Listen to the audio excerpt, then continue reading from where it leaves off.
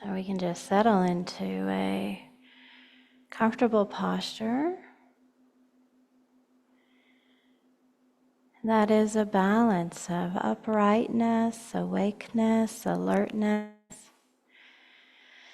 and an open receptivity, relaxed muscles, letting go of the tension in the face, and yet allowing the spine to sort of reach up to the ceiling, allowing the chin to drop, the head to rest gently on top of the spine.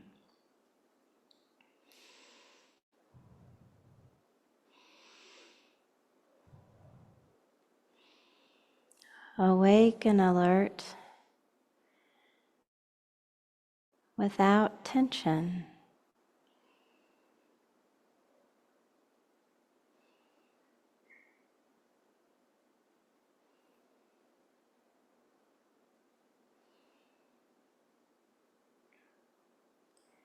And that's the attitude, that's the encouragement we're also bringing to the mind.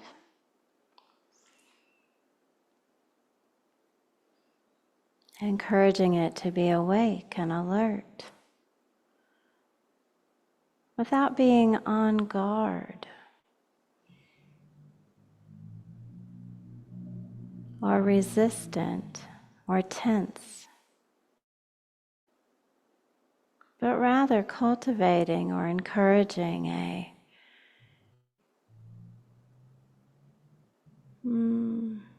an open, receptive knowing of our current conditions.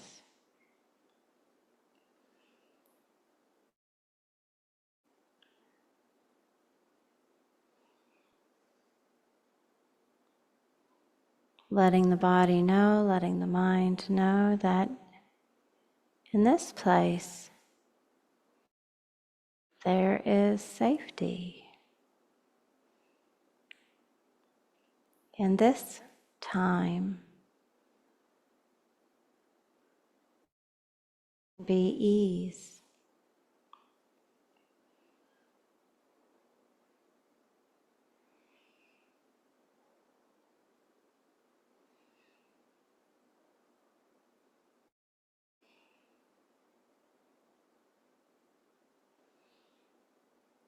And we can look at what we've brought here today. We can notice, did I show up here with worries and fears and anticipations, memories of the past, plans for the future?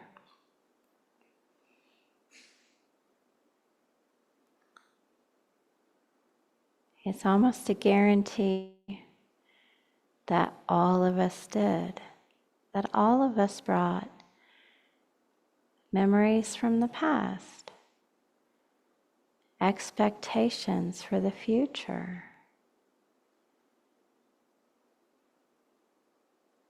concerns about the present.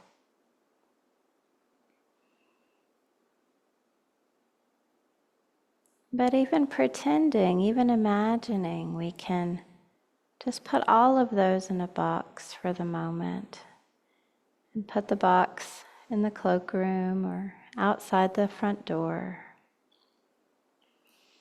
We can pick it all up later.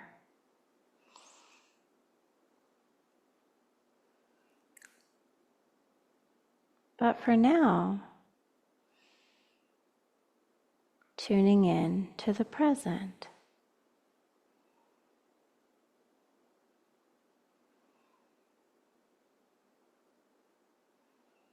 The sound of my voice, pleasant or unpleasant. The temperature in the room, pleasant or unpleasant. The state of the body, for better or worse. It all belongs in this present moment.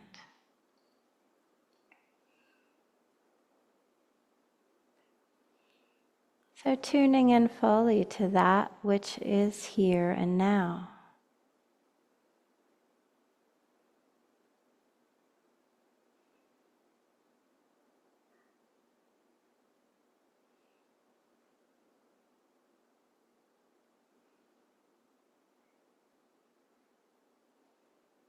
And then creating an anchor, assigning an anchor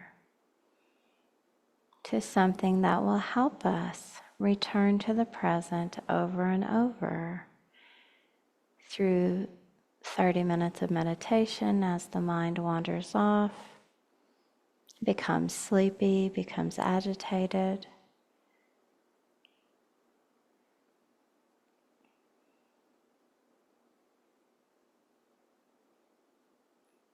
For me, my anchor is the rhythm of the breath in the body,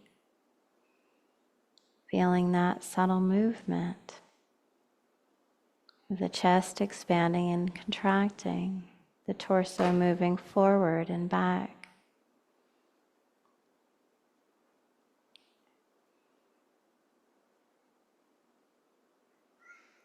And when my mind wanders off, when I start playing with the future or ruminating in the past, I come back to the body. I put my mind where the body is.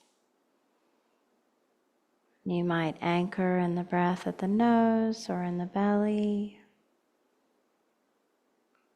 You might anchor with a phrase like metta or patience or love or fun.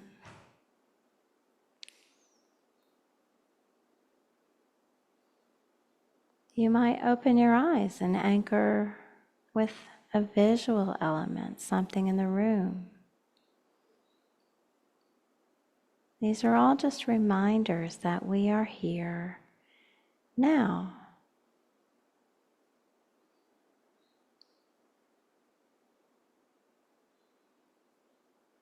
And as one of our teachers says, now is the knowing.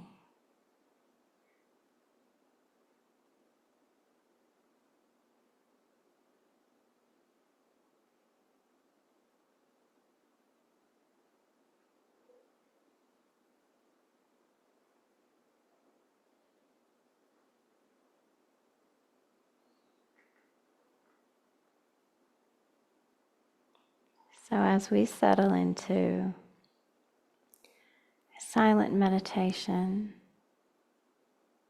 just practice bringing the attention to the anchor, bringing the attention to what we've determined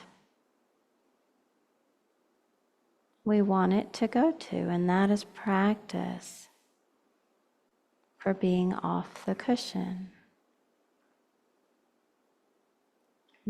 Putting the mind where it belongs, putting the mind where we want it to go.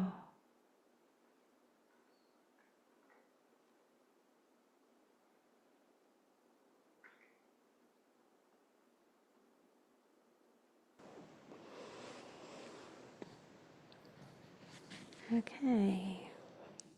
Good to have you all here. I've been doing this for a while, but I still feel nervous sometimes. I don't feel like I feel nervous, but I hyperventilate a little bit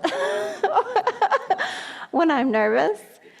So, and then I'm on the mic, and I'm like, but it's interesting because the body knows, doesn't it? The body knows what's going on with the heart and mind. Even if the mind is telling the story, I'm fine, this is fine, everything's fine. Meanwhile, the body's like, oh, wait, your heart's beating, you're breathing quicker. So we just have to listen to the body. Ajahn Chah is famous for saying, He's back there. He's famous for saying that the mind is a liar. The mind is a liar. Which is not to say we don't believe our experience, we don't believe our intuition, that we don't believe our heart, that we gaslight ourselves. But it's an encouragement to remember the mind comes up with its stories in a lot of different ways, from a lot of different places. And all of those places aren't necessarily skillful or true or useful or kind or beneficial or emotionally intelligent. We all have a history. We all have family. We all have an upbringing. We all have,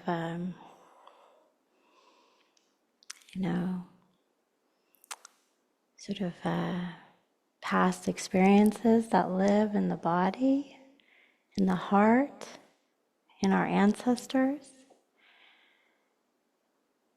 And stuff, all of this is kind of bubbling up in the consciousness all the time. And we don't know where it's all coming from. We don't know why it shows up half the time. And if you just set your watch, to beep every 3 minutes and then notice what's happening in the mind when it beeps. Could you say, oh, I meant to be thinking that. That was that was the plan. The plan was to be having that thought at that time, was to be telling that story to myself at that moment. And I would say that largely, no, we're not planning our thoughts. Unfortunately, half the time we're not planning our words or our actions either. Oftentimes we're on autopilot based on our past, what they might say in this tradition, based on our past karma, And it's useful to drop into the present as much as possible and notice what's happening. So some percentage of the time I come up here and I'm hyperventilating, or my mouth is dry or something. And I don't feel nervous. I like all of you, right? We get along. This is good stuff we're doing. I'm not giving a sales presentation or, doing anything too heavy-handed. But just, being in front of people, there's something in my body that says, ooh, this is tricky, right? But if I listen to that, I might not do this. And I've been asked to do this, so I do it. Or if I didn't pay attention to it, if I saw that happening and went, no, that can't be happening. What is happening? Why is it like this? This is, I should be over this. If I started shitting on myself, that wouldn't be very kind either, and that wouldn't help me sort of see through it, see it for what it is, which is just processes of the body coming together. So no matter what's happening, even if it's, it's uncomfortable and sweet and gleeful and fun, or confusing and a little disturbing and maybe upsetting or surprising, as much as possible, dropping in to the present moment, dropping into the body can give us a lot of information that we can use to then move skillfully through the world. During the guided meditation this morning, I was talking about bringing the attention to some place in the body or some place or an intention in the consciousness. So, bringing the mind, bringing the attention to the breath in the belly or the breath at the nose or the rhythm of the body. That's a way that we can drop into the present, or bringing the attention to like a skillful kind of word or image, like metta, which means loving friendliness or patience or kindness, something kind of aspirational or sweet. That's a way, like as soon as we notice we're wandering off in our mental field, we can re-anchor with something skillful. But you might wonder why. Why? Why would I do that? Why would I come back to the breath? Why would I come back to this word or phrase or image? What are we doing? What are we doing here? What is the point of this? And the point of it, to a large degree, especially in the beginning of the practice, is to build the habit of putting the mind where we want it to go. So to a degree, that coming, you hear a lot about breathing, in meditation. Why is the breath, I'm just breathing, that's normal. Why do I have to pay so much attention to it in meditation? What's the point of that? The point of it is that the breath is always here, it's always present, it's always in the body, it's always with us, it's relatively neutral, it's fairly subtle. And if, we can learn to bring the attention to an object like the breath, then we can learn to bring the attention to whatever we want it to. And essentially, and in this framework, we want to learn to bring the attention to what is skillful, what is useful, what is beautiful, what is kind, what is compassionate. That's what we want to bring the attention to. And so as meditators, meditators who are interested in peace, which I assume the large majority of us are. I mean, you might be meditating to get sharper at something else. That's your business. But as meditators who are interested in getting more attuned to peace and gentleness and balance,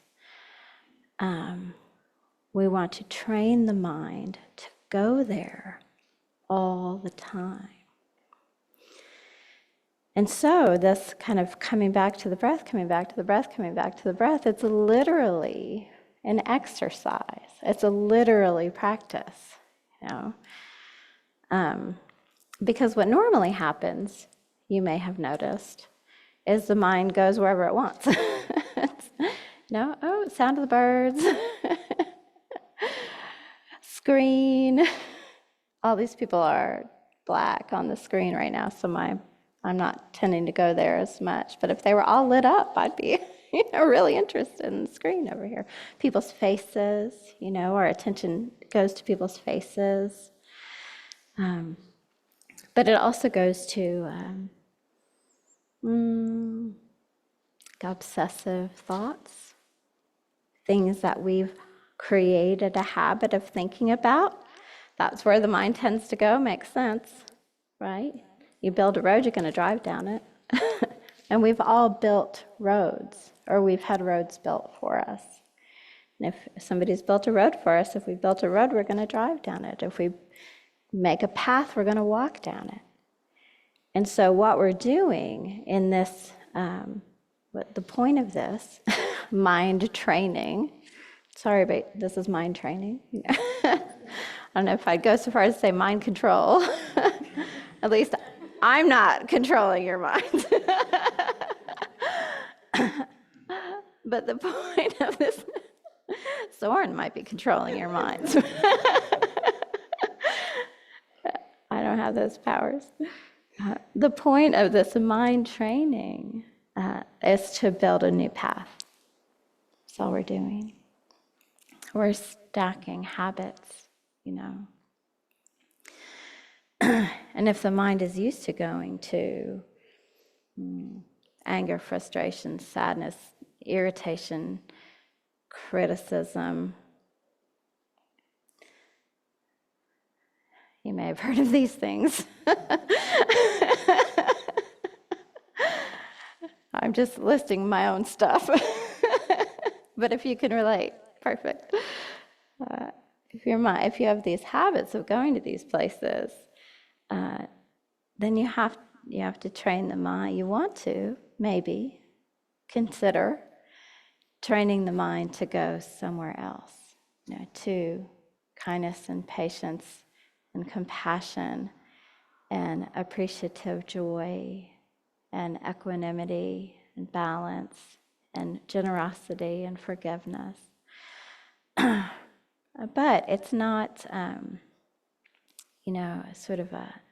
it's not a positivity washing, suppressing all of this stuff. It doesn't work. It doesn't work to push it away. Repressing. It doesn't work to push it away, to push it down, to cover over it. Instead, what we're doing is building, creating, cutting a new path so that we can let this one grow over. We don't need it. We don't need these tools. We don't need this path once this other one is built. The right effort, the 4 right efforts, are a seminal kind of foundational teaching of the Buddha, and often interpreted or misapplied. And the 4 right efforts, often referred to as just right effort, part of the Eightfold Path, kind of foundational teachings of the Buddha. Excuse me.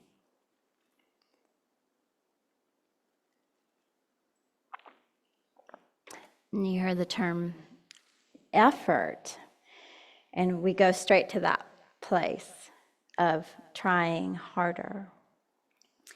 Oh, right effort. Okay, so I got to try harder to be a nice person. I haven't found that really works. I feel like I am a nicer person, but I don't think it came through trying harder. Whatever that means for me, it came through developing certain qualities and letting other qualities go. Developing certain qualities and letting other qualities go, and that is what the 4 right efforts are. So, the Buddha said that we want to first prevent, if possible, unskillful mind states from arising.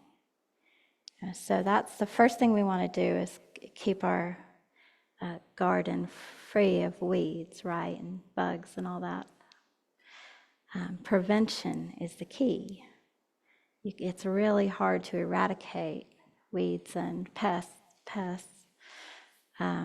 invasive species once they're dug in, once they're settled. But if we put some effort into preventing, then we're already in better shape. And so, an example of preventing an unskillful mind state from arising might look like knowing you're going to go into a challenging situation with maybe challenging people. Don't bring up the most challenging one in your heads right now, but medium level challenging. And think about it ahead. Okay, this is challenging. Usually when I get in this situation, I end up irritated and angry and frustrated. And if I'm trying to let go of irritation, anger, and frustration, what can I do to prepare for this situation? Well, there's all kinds of things, so that's up to you. It comes out of your practice, but it might be something like, having that little mantra. Oh, I'm gonna practice or remember patience in this scenario, or I'm gonna remember friendliness in this scenario, or I'm gonna remember to come back to my body. I'm gonna remember to come back to my body. Oh, okay. If I'm here with my breath, then voila, the irritation is gone. That which is observing is not suffering. So noticing the body, noticing the breath, remembering the intention can help us prevent kind of unskillful mind states from arising. But, so that's one, once they've arisen, so the idea is to abandon them. I love that term, abandon them. It's kind of rude, but not if it's an unskillful mind state. It's perfect. Abandon it, drop it. So we're not pushing it away. We're not sort of like, kind of strangling it to death. But it's more like, it stinks.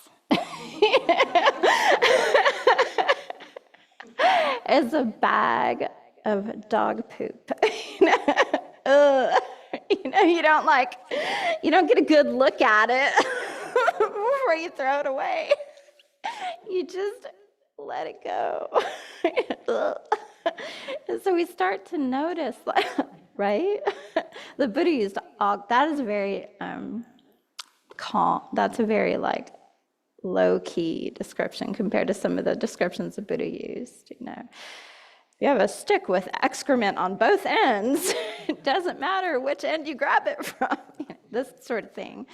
But we can think of it that way, like, oh, I know this doesn't work for me. I don't love it. I don't feel good when this mind state is up. Can I just drop it? And one way that we can do that, one way that I used to really enjoy doing that, was watching my mouth. So something's coming out of my mouth, words, that is unkind or unforgiving, or coming from a place of anger. And I don't want to develop those habits. So this isn't about the other person. They might deserve it. But do we deserve it to carry it around? No. Right? So we're learning how to let things go that we don't want to carry around. I used to, when I was really practicing with right speech, I would just stop talking. Like as soon as I noticed mid-sentence, go silent, And that's tricky in regular life, at work or in family. They don't know what you're doing. You just stop talking. But then if you own it, it becomes a core memory. I stopped talking because I was getting angry and I don't want to develop anger. And you don't have to say that out loud if it doesn't work, if it won't make sense to the people you're with. But you can say it to yourself and it becomes a memory that sticks. Oh, I stopped talking because I don't want to grow that state in my heart. You can reflect on that later. Also, find people you can do that with. You can do it with me. This kind of community is the kind of community you can do that with. You got to find people who are willing to support you in that, And then, so you're preventing, you're dropping dog poop, and then you're cultivating, aren't you? Bringing up, we're cultivating. So the next of the right efforts is to cultivate, to bring into being. Bhavana, to bring into being skillful mind states. So how do we bring into being skillful mind states? Well, one fun way, especially if you have a meditation practice, is when you're sitting on your cushion, you're about to meditate, you think of something that you did recently that was really good. It was really beautiful, it was really generous, it was really kind, it was really patient, it was really loving, and you think about it. And we're taught to be grateful for the things that other people do, but guess what? we can attend to the memories of the things that we do, right? Because we're not worried about other people. We don't need to stop them or start them or fix them or effort them. We're trying to build something here. Ajahn, I met Anandi yesterday. We were here for, she was zooming in from Canada, and she said something that really stuck with me. Somebody asked her about the 5 precepts and how to hold them and whether they're relative or absolute. And she said, I can't answer that question. I can only tell you what I want to develop in my own heart. And man, I mean, talk about skillful mind states. I can only tell you what I want to develop in my own heart. That's very powerful because it's not about anybody else. And so developing skillful mind states, you're sitting on the cushion, or even if you don't have a meditation practice, you can be anywhere. Remember something you did that was beautiful or kind or loving or useful, and enjoy it. Oh, that was really good. That felt really good to do. Don't even worry about the outcome. Maybe it landed like a sack of dog poop. But you know that it was a good thing. And so we can remember our own goodness. And that brings up skillful mind states. We can remember our own generosity. And then like a key is, if you decide to take this on as a practice and you're bringing up things you were generous about or things that you did generously, and you're remembering the same thing over and over, it's time to do something else. Then you have something new to remember. Then there's more. So you're building that habit. You're using your mind and your body to build the habit. Action, speech, and mind. We're developing all 3. And then, of course, the final of the 4 efforts is to maintain and develop those skillful mind states. So we prevented some unskillful ones. We, let go of some unskillful ones. We're developing some skillful ones. I say skillful, the term skillful, wholesome, kusala, good in the big sense of good, universal good. And then to maintain and develop skillful mind states, what do we do? What can we do to keep it going? We want to keep it going. One thing is to have a group of accountable people around you that are also doing good and kind and generous things. So we really do, some of us more than others, we rise or sink to the level of our environment. I'm someone who really rises or sinks to the level of my environment. And so I've been hanging around here for like 20 years.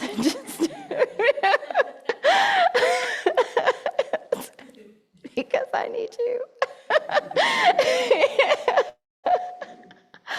I mean, I've even heard Longpo Pasano here. He's been in robes 50 years. It was just a few years ago. He said, I don't think I would have been able to do this without living in a monastery, without my brothers and sisters in robes, without the lay community. And I think of him as the most independent person on earth, and he was like, no, I don't think I would have done this all these years without you, without Sangha. So it doesn't have to be us, although I hope it is. Find people who really speak to that and raise that part of you.